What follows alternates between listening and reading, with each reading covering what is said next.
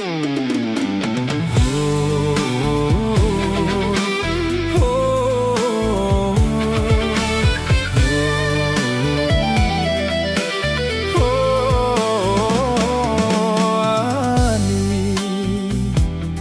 ត្រីដែលរៀមបានជួបថ្លៃ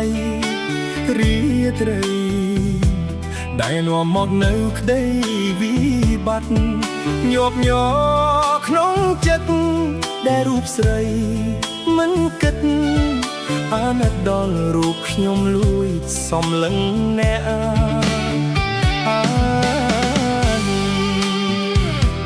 ពេលស្រីរំខ្ញុំពំទុកព្រួយខ្លួនមួយទ្រូងរែងព្រួយក្រៀមក្រំខ្លោចផ្សា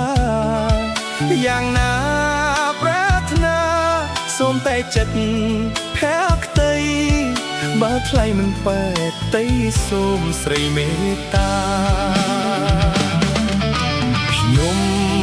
ឈរគៀនលួចគុណភាត្រាដោយឃើញតារាដែលរះសែនឆ្ងាយចិត្តត្រៀមនៅនឹកស្ដាយដល់កា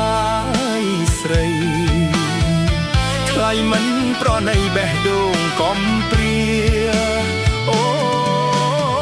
អានីរឿងអ្វីទៀតខ្ញុំបំភ្លេចបានកលយានបំភ្លេចមិនបានដោយរឿងហេតុអ្វីសូមស្រីជួយឆ្លើយនៅចំឡើយយ៉ាងខ្លីបើថ្លៃមិនបែកតីសូមស្រីមេត្តា